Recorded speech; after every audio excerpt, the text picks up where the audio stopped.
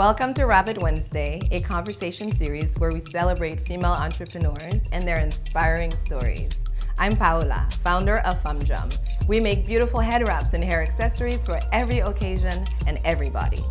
Each month, we sit down with an incredible woman from our community and we talk about their work, their passions, and what drives them. Join us as we connect and uplift each other. Darian, who does your haircuts? Minnie at Jaguar. So shout out to Minnie Little, okay? I love that.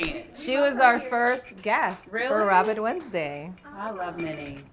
We all do. She has such a great personality, such a great story. Yeah, I love that. Like my girl, man. I found her, I started following her when I was looking for a curly cut specialist. Mm-hmm.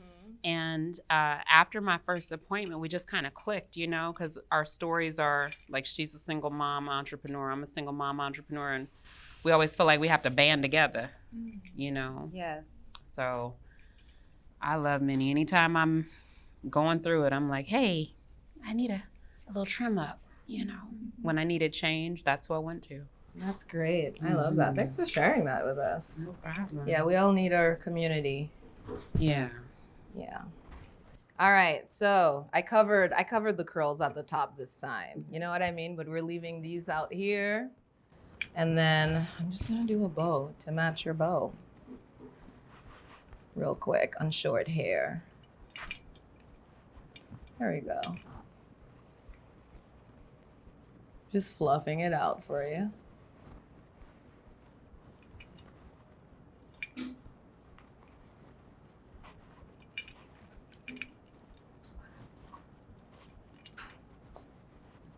Okay, there we go.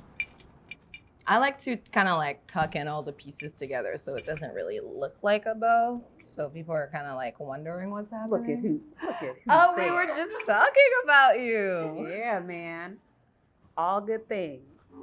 Okay, so this is the bow. We push it back a little bit. Okay. I know that after wrapping you the first time, you like lower styles. I could tell.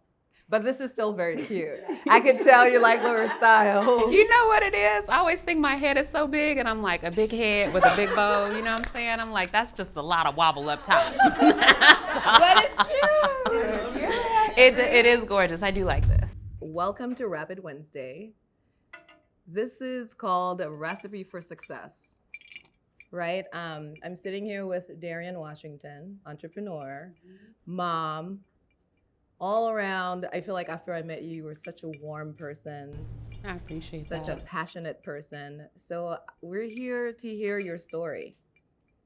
Who is Darian? So I think first and foremost, I always think of myself at this phase in life as a mother first. You know, because my son really is the catalyst for all of the things that I have become. Like he's my reason why. Without motherhood, I'd be lost.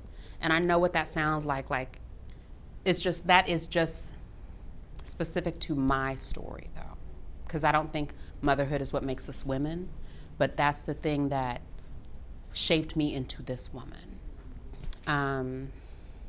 Who is this woman? So I think at my core, I'm a kind spirit. I'm a sister, I'm a daughter, I'm an aunt, I'm a mother, you know, but I am genuinely out here making the effort to be an overall good person. Like that's literally at the center of everything I do. Is this going to be harmful to somebody else? You know? So I have this mantra and I live by this motto, and so does my son. Do no harm, but take no stuff. You know, like that's really it. So I'm always mindful of other people, how they might feel and what they might think. But I'm also like trying to live this life for myself, find things that are fulfilling for me. And trying to maintain happiness.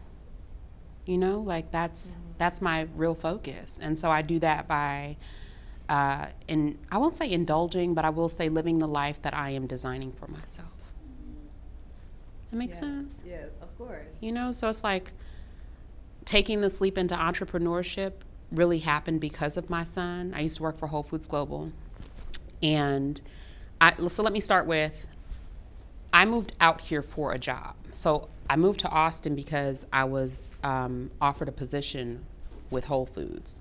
And I came out here, and I was married at the time with one child. And I left a life in Phoenix. I left friends, I left family to come here and pursue this career that I thought was going to take me a bunch of different places. So I get here, I'm here for like 2 years, and in the course of that 2 years, I brought home a sample of overnight oats because my kid likes oatmeal.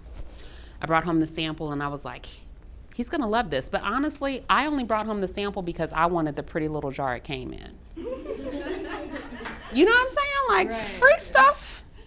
And I brought it home to him, I gave it to him, and he looks at it and he's like, nice jar, but no thanks. Can we make our own? And so I said yes. And I told him, I said, my only requirement is that we make it overnight, because I was looking for like something quick and easy to get us out the house. A part of who I am is like, okay, I'm this employee, a corporate employee, but I'm also a mom, and I have the responsibility of getting us up and out in the morning. And so we made our first flavor. It was a hazelnut apricot. He really loved it, and he was like, oh wow, Mom, I think we're onto something. So I'm like, okay, but my kid is very entrepreneurial. So he would go around the neighborhood and take out trash cans on trash day for $3 a bin. He would get those cookie sticks, the Pockies, and he'd spend his allowance and buy like a mega pack and then sell each individual pack for $1.50. He would buy pencils during test time, or when fidget spinners were a thing. He and his dad would go to Alibaba and buy cases of fidget spinners and then turn around and he'd take them to school and sell them. Wow. So how old was he? He was like 9, 10. He's always about the money though. You know what I'm saying? So he's like, he does not like asking for money, but he will make it, right? So he's always like, well, asking feels weird, but if I earn it, it's different.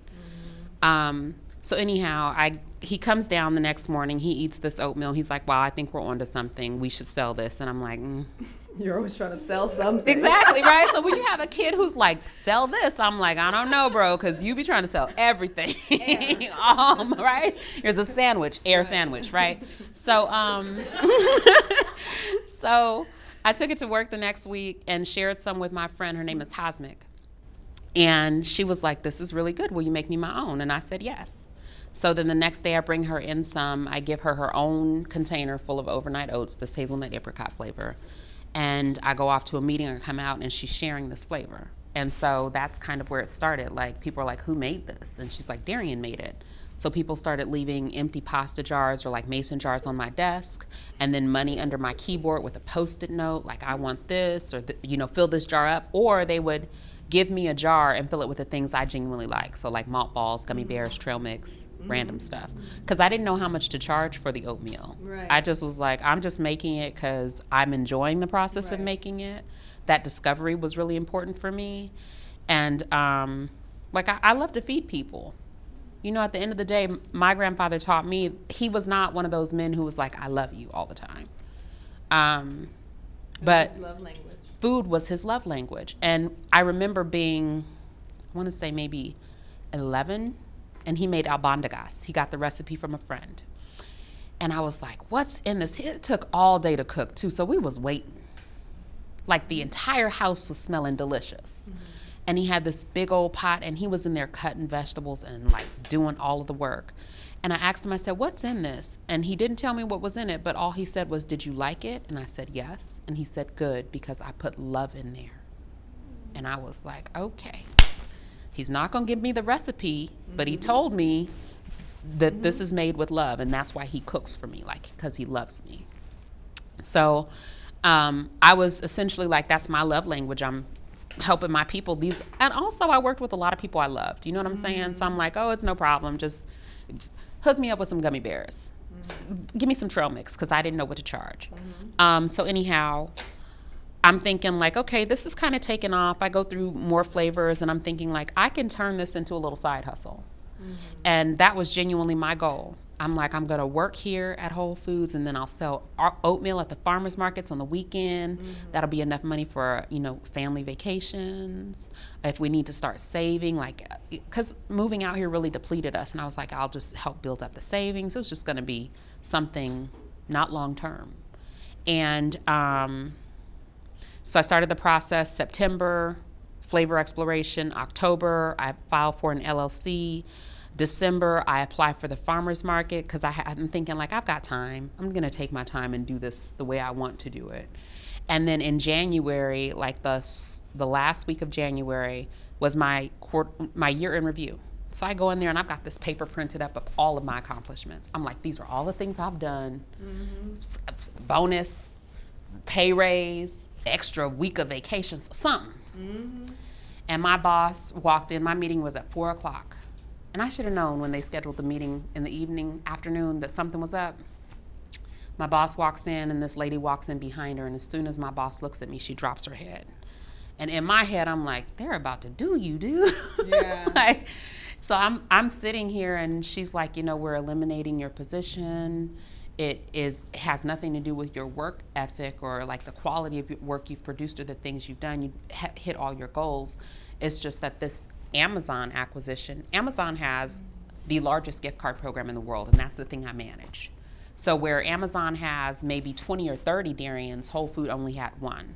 But now Whole Foods has access to these 20 or 30 people, and they can save money by eliminating this position because they think that they can do it remotely. So I'm like, okay. I go home.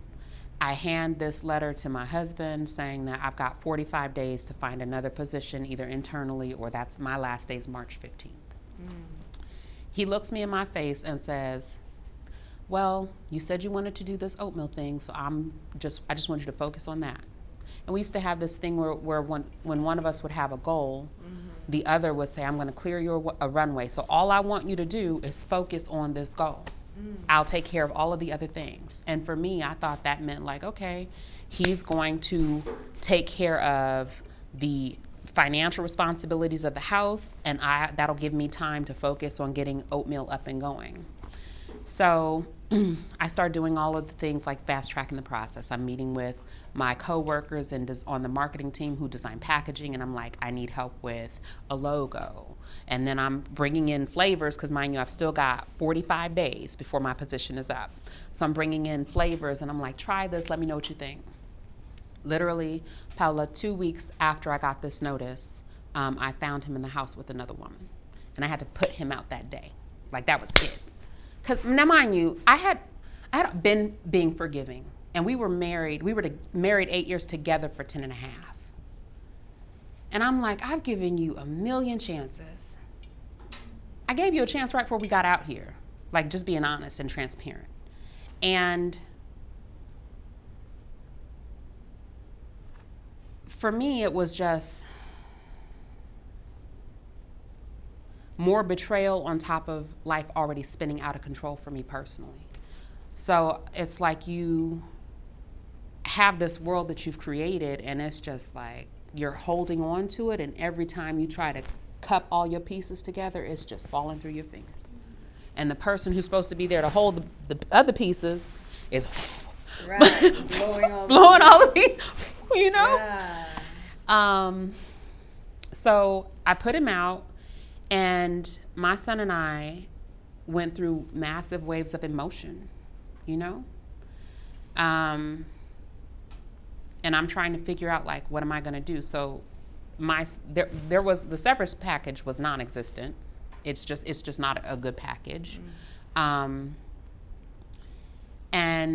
I'm going and I'm applying to other markets, but I'm also taking samples inside of Whole Foods, trying to communicate with their local forager team.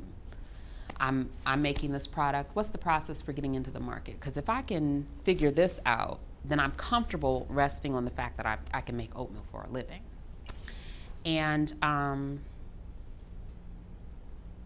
was told, we'll connect you to the local forager team, and then we'll get that figured out. And so that's what I focused on, that being the goal of getting this product into farmers markets first and then into grocery stores.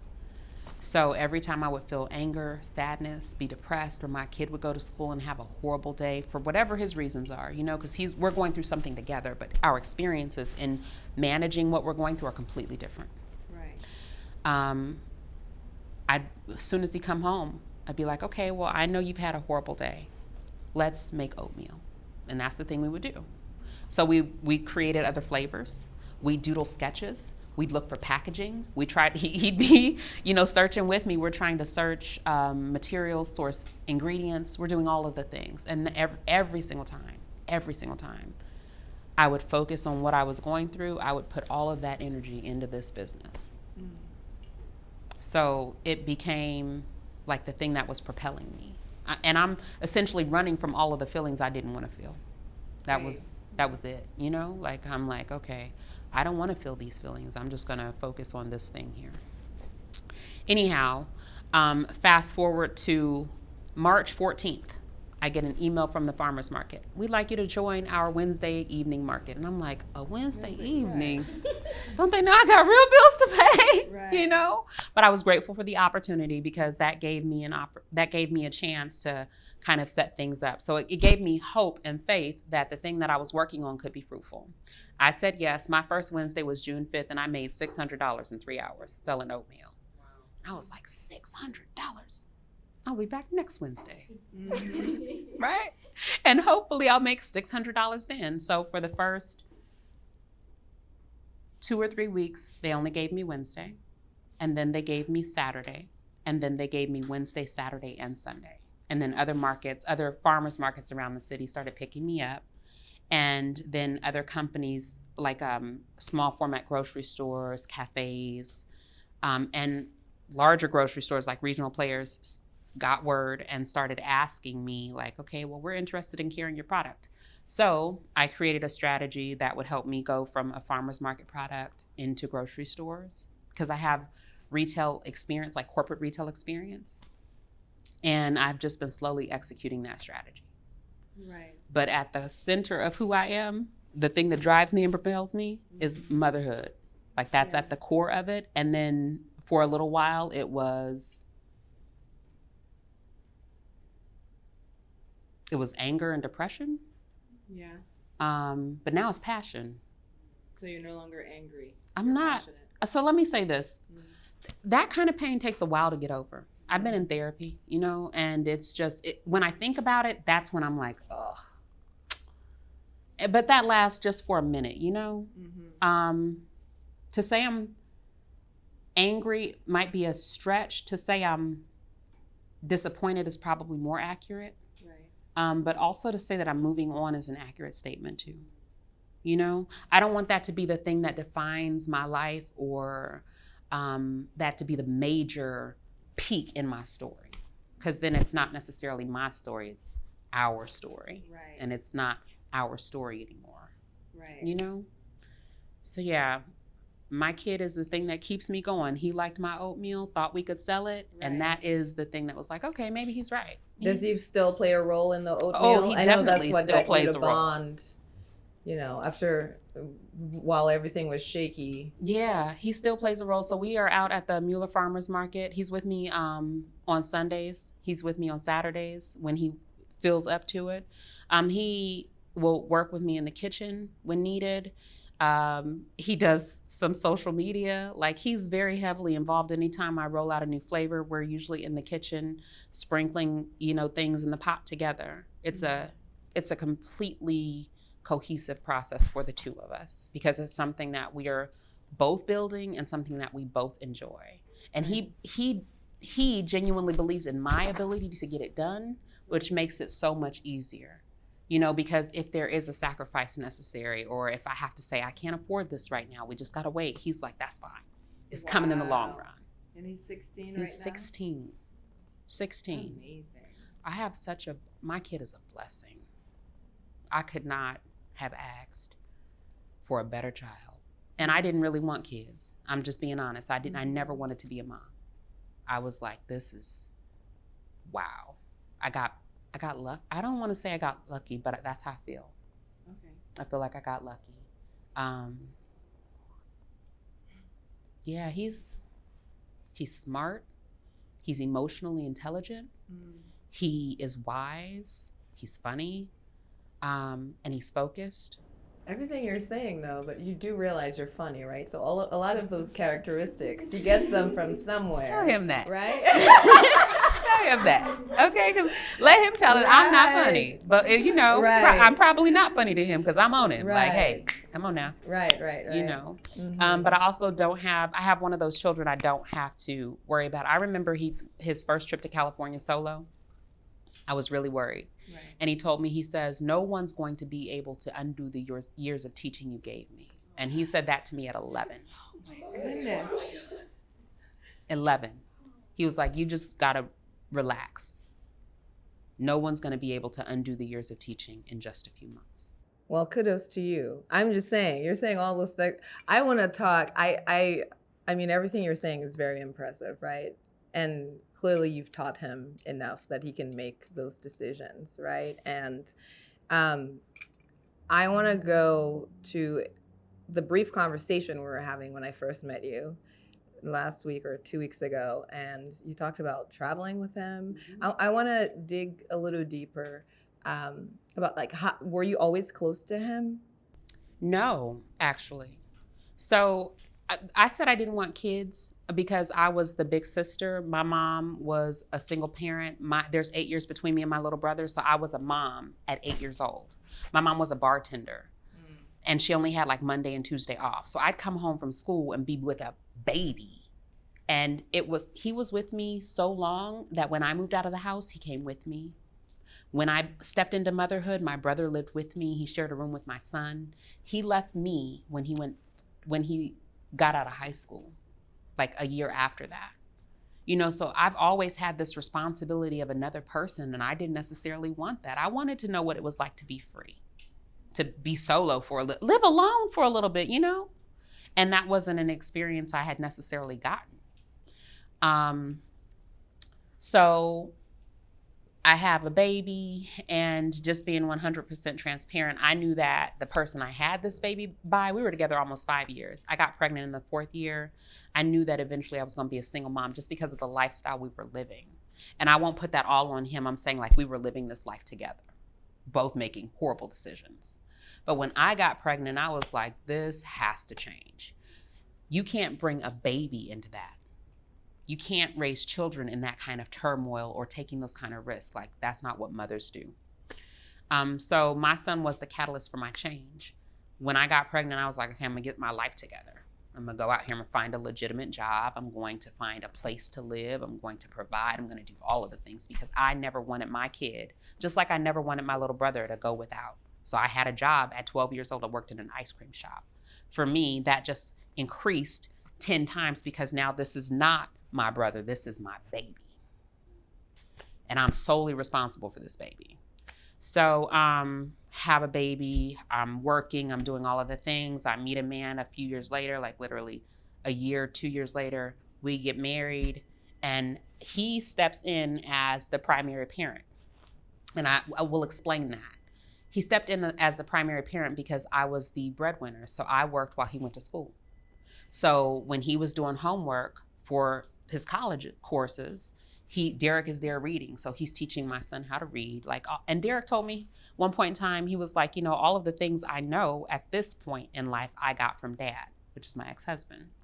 And I couldn't do anything but respect that because I'm like, well, that makes sense because I was not home. Right. By the time I got home from work, I'm tired. Before I worked for Whole Foods, I worked for PetSmart. Before I worked for PetSmart, I worked for Warner Brothers. But I've always had to work, you know, so I didn't really have a chance to sit at home and be a mom. I was like, if I sit at home, who's going to pay these lights?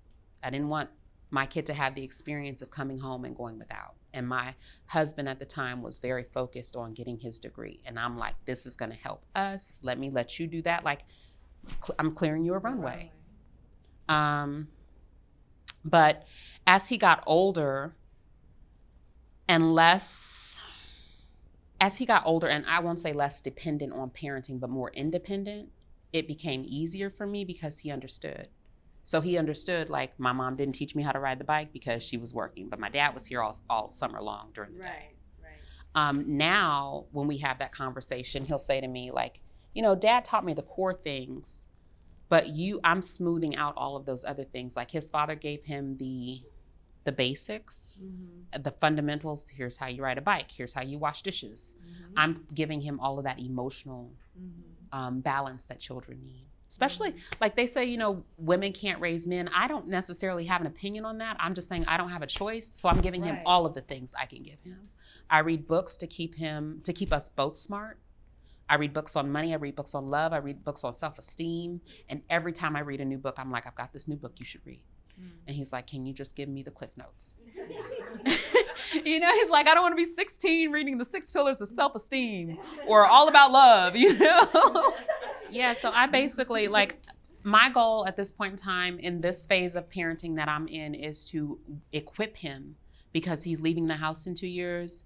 He's known since he was about 7 years old that he wants to work with animals, either in zoology or paleontology. And he's determined on this track. So I'm like, okay, you're going to step out here into a real world. I have to make sure that you are capable of managing money, right? Because that was a lesson I did not necessarily get as a kid. My mom was not good with money. And so well into adulthood, I was not good with money. So I've read books on money. And I do it in order to manage the little bit of money I might have now and all of the money I plan to have later, right? I'm just being honest. I'm also very invested in making sure that he is his authentic self 24/7. Yes. Because young Black men, they step out into this world and the world puts a lot of things on them. And I just want him to be whoever it is he wants to be. That's my goal. I want him to step out there and be comfortable in his own skin and be confident in who he is and what he knows. So I feel like I have to, in order for him to do those things, I have to also be those things. You talked about not wanting children because you've always felt like you've always taken care of someone. So you wanted to know what it felt like to be free. Yeah. What do you do now to feel free? Now that he's older, it's easier for me to take me time. And he's understanding of that because he'll be like, don't you want to go? I turned 40 and my friends and I went to the Virgin Islands, St. Thomas. That's where we went. And I was like, okay, I'm going to get you a sitter. And he's like, a sitter? I know you didn't disrespect me by telling me you're going to get me a babysitter. And I'm like, yes, I'm going to get you a babysitter, someone who'll come and stay, just here to keep. He's like, I don't need a sitter. You should go. And I'm like, well, do you want me to just shrink the days? He's like, no, I want you to go. I'm going to be fine.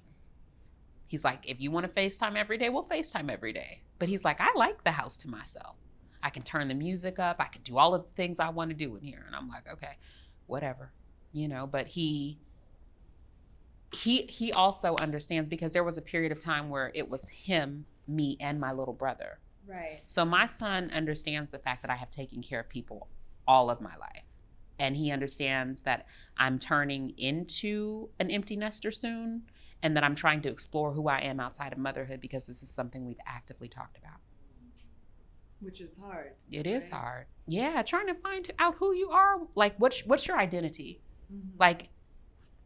When he's married, who am I going to be? I'm going to be a mom, yes. Mm-hmm. Maybe a grandma, yes. But that's not going to be at the center of who I am. That's not going to be who I am 24/7. So I'm actively trying to explore those things now. So I'm going hiking. I spend my mornings in a coffee shop. I'm reading. I'm doing all of the things that I want to do. I take Sunday self-care days. I get my hair cut. You know what I'm saying? I'm doing all of these things just to explore different parts of myself. Also, the ladies from the office, by the way, they talk about when they go to the farmer's market, how you stand out. You're not another vendor. You are in your own lane. So someone who is able to do that knows who they are. Here's why. Because I know why I'm doing it, right? My why is standing next to me doing it too. And I know what I'm doing. Mm-hmm. I'm doing this because my son loves oatmeal. He loves this product. We created it together. It's better than any oatmeal you're gonna taste out there. Listen. When I stand in the farmer's market, the first thing I say is, would you like to try a sample of the world's best oatmeal? And people be like, the world's best? Take a shot with me. You can tell me whether or not it's the world's best. But if I hollered out, and I tell them this, if I hollered out right now, who makes the world's best oatmeal, at least 3 people up in here going to tell me I do. So I love it. You know, like, I love it. But it's confidence too, because I know what I'm doing. I'm not making Where do you get your confidence from after all the things you've been through? My grandfather. My grandfather was a blue collar entrepreneur, and it comes from both of my grandpas actually, because they were really pivotal for me. My dad was absentee, but his father stepped up. So my earliest childhood memories are of being with my dad's dad 24/7. I can remember what his kiss on my cheek still feels like. But I lost him. He died, my aunt died, and my cousin died in a car accident. So he was here that day, and then that night he was gone. And then my mom's dad stepped up and took over. But he was not affectionate. So he was the one who, if I cook for you, I love you, you know? But his work ethic was impeccable, because by the time my dad's dad came, by the time I came along, my dad's dad was retired and had time to be that doting grandpa with the baby and, you know, giving you all of the things you might want. But my mom's dad was like, I got to work. So if you want to be with me, if you need love and care from me, you're going to do it on the side of this bobcat, or, you know, like, so that's where it came from. He would tell me all the time, if you put the best in, you'll get the best out. And he would look down at me in my face and say, repeat after me. You can be whatever you want to be. And I'd say, I can be whatever I want to be. Repeat after me. If you put the best in, and then he'd go silent. And I'd say, you'll get the best out. Mm-hmm. If I send my son this text right now, if you put the best in, he's going to reply, you'll get the best out. And that's where that comes from. That's legacy to me. Like, people think about, when you think about influence, that's real influence. Like, you're impacting someone to their core. Like, when they're going through their darkest moments, they think of those words to uplift themselves, you know? Those are I remember all of those moments. I can remember standing in the doorway, and he was also like the kind of man, he did what he wanted to do. He would come up with these sayings and he would have his friend embroider them on hats. And then that's where your son goes. Yes. And then he'd put at the hat, like, it would say, you know, put the best in, get the best out, Jop. His initials, like, play with somebody else, okay? Because he wore it on his head. He was out here telling everybody, but he was also a real giver. Like, my grandfather was a pillar in the community. I can remember being 13, and it is 4th of July, and I lived in Pasadena. So the neighborhood we lived in, we could see the fireworks from the Rose Bowl. And I'm thinking, like, and my grandmother had a swimming pool. So he calls and he's like, 7 o'clock, I need you outside. And I'm like, 7 o'clock? But you did what you was told. Right. So I'm outside 7 o'clock. He pulls up in this little Mazda. We go to the grocery store and he's loading it up. We got brisket, we got ribs. And I'm like, oh, it's about to be a barbecue. There was a barbecue, but just not at grandma's house where the pool is at. Right. He literally took me down to his shop with I have a baby uncle who's a month younger than I am. Yeah. Took me down to this shop with my baby uncle, and he's like, write a sign, says free food. And I'm like, free food? We done bought brisket, ribs, there's steak in here. You talking about free food? Let me mind my business though. I make the sign, and he and my dad, who is not his son, just my dad was in the neighborhood, stopped, and they're cooking links, and whoever stops gets a plate. So we fed the neighborhood. And at the end of it, I'm like, okay, well, we done fed everybody else. What's next? Because I'm expecting some fun after this. That's my payment. And he looks down at me and he says, how do you feel? And I said, I feel good. He's like, good. He's like, today's lesson is it's better to give than to receive. Feed your community. So I'm like, okay, do things for the community. This is how you show love. You feed your community. You know, so all of that confidence that I can do it. Like, he told me I could be anything I wanted to be. Oatmeal Mogul it is, you know. Put the best in, you'll get the best out. I'm going to give the best to my kid because he deserves that much from me. I give the best to this business because this is my, I won't say it's my only shot, because I'm persistent enough. If I fail today, I'm going to go home. I'm going to cry. I'm going to punch air. And then I'm going to go to sleep and figure out how to do it again differently tomorrow. I'm just not going to give up because I feel like this is the thing for me. But I also feel like that because I have like, it's weird. My grandmother came to me in a dream and was like, this is what you should be doing. So I was like, okay, I got the stamp. I'm going to roll with this, you know, but it genuinely is my grandfather saying like, you could be anything you want to be. Just give it your best. And so for me, giving it my best was when I don't know, if there's something that has to be done and I don't know how to do it, I'll hire somebody to do it or I'll tap my network. I have a ton of mentors and I only center myself with people who genuinely believe in me and that I believe in and people I can learn from, you know, people who understand my struggle. Yes. Oh. Listen, she's determined, okay? Yeah, she said. And she knows where she's going. Break, okay. It just sounds like you're a giver. You said give your best, give to your community, give to your son. You're learning to give to yourself, which is something you're constantly working on. So now that you're expanding your business, everyone knows who you are at the farmer's market. You're saying grocery stores are picking up. You're expanding. What are your biggest challenges right now? Because it's hard to expand. Everyone's always saying, oh, that's a good problem to have, but it's still a problem. It's one that can cripple you if you don't do it right. Yes. Expanding can kill you if you don't know how to expand or you don't have the support to expand. You know, so you have to scale thoughtfully. My biggest challenge at this point in time has been I'm solo. Like for a while I had help, you know, but there are moments when you don't have any help and it still has to get done. And then meeting demand, honestly, like as one person who's in a kitchen, literally doing her own assembly line, making hundreds of bags a week. Like that has been my biggest challenge, but I'm currently working on that too.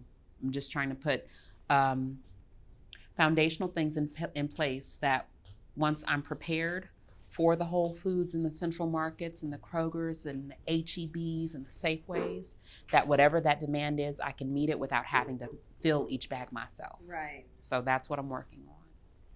That has been my biggest challenge. That and then finding money for that kind of investment, because it's not just a few $1,000s, you know, like it's tens of thousands of dollars or $100,000 that you need. Yeah. Just depending on the size of what the lift, essentially. Right. So that's been my biggest challenge.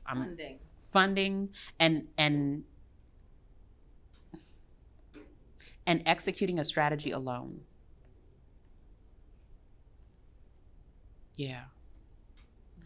The fix for the strategy, though, like I said, is I have mentors. Yes. So my mentors, one of my mentors told me, he says, our job is to be you're the quarterback. I'm not familiar with football, but he's like, I run interference. So I'm going to run the interference and clear a path for you. And I'm like, okay. So how do you find your mentors? Well, I went through a program called SKU. Mm-hmm. But also I found mentors at the farmer's market. I found mentors through other local business owners in my neighborhood. SKU gave me a network that it can be tapped for specific things that are like product specific. Mm-hmm. So I need a co-packer. I'm gonna reach out to this network. Mm-hmm. But my mentors within SKU were handpicked for me. Mm-hmm. So they all have small food, or they have either owned small food businesses that they grew and sold, or they manage small food, like either national or global arms of business for retailers, or for makers. But honestly, like outside of SKU, connecting with the people in my neighborhood. One of my mentors owns a coffee shop. And he connected me to another mentor, but I started off as his customer. Right. Another mentor who owned a small food business and then sold it found me at the farmer's market. Mm-hmm.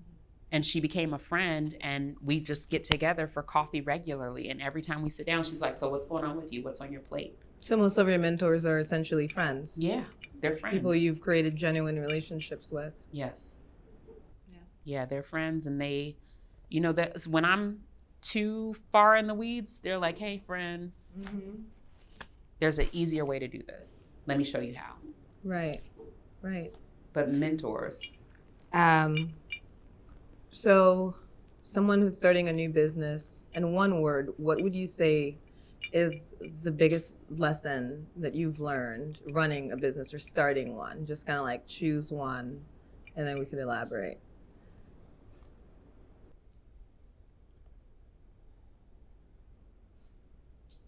Courage. It takes courage to step out on faith and have a healthy dose of fear, but not let fear control you. Yeah. You know? Like, it takes a lot of confidence and knowing what you're capable of just on your own. Like, okay, I know myself as Darian, these are the skills I have.